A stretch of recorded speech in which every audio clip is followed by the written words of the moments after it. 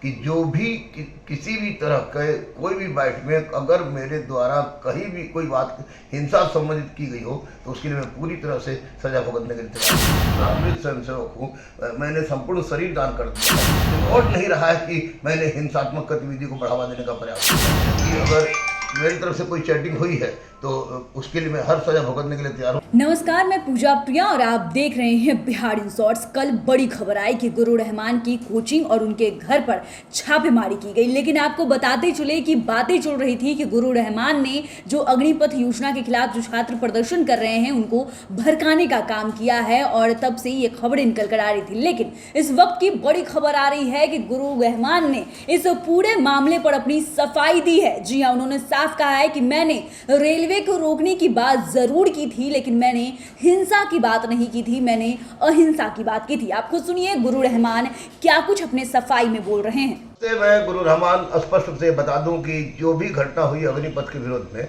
उस घटनाक्रम में मेरा प्रत्यक्ष परोक्ष रूप से किसी भी प्रकार का कोई योगदान नहीं रहा है।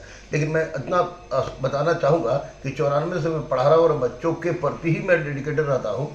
और कुछ बच्चे फर्स्ट दिन आए थे बृहस्पतिवार को, जिस दिन उन लोगों ने कहा कि 70-80 बच्चे जिनको मैं पहचान नहीं रहा था, छोटे छोटे बच्चे थे कि हम लोग रेल रोकने जा रहे हैं। तो ऐसी परिस्थिति में मैंने उनसे कहा था कि रेल रोक सकते हो।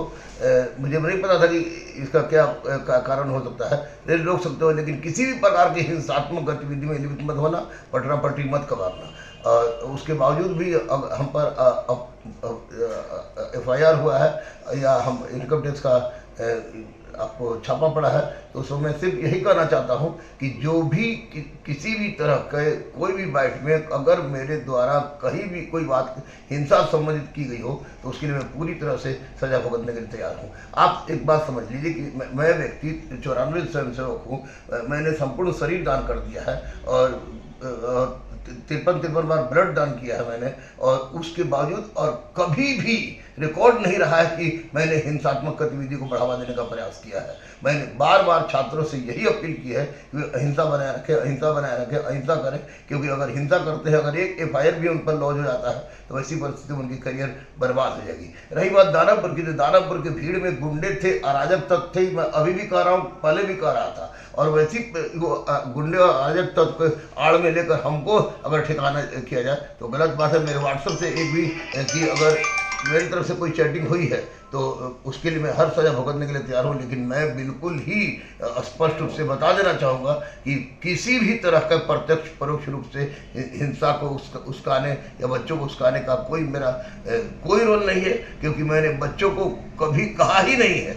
और सबसे बड़ी बात है कि मुझे डिफेंस के बच्चों को पढ़ाता ही नहीं, तो इसी परिस्थिति में क्या मैं कुछ कह ही नहीं सकता। जहाँ तक मैंने पहला वीडियो में कहा था कि आप रेल रोक सकते हो, कोई हिंसात्मक गतिविधि नहीं करो, तो बच्चे ने खुद कहा था कि हम रेल रोकने जा रहे हैं। तो उसमें अगर किसी भी परिस्थिति के बाद मैं बोलूँ जो बच्चे हमारे नहीं थे तो निश्चित रूप से हमारे साथ कुछ अनहोनी हो सकती थी, क्योंकि भीड़ बहुत ज़्यादा थी। उसके अतिरिक्त अगर कहीं भी किसी भी तरह से कोई भी रूप में प्रत्यक्ष परोक्ष मैंने अहिंसा को छोड़ के कोई दूसरी बात कहा हो तो उसके लिए पूरी तरह से मैं दोषी हूँ।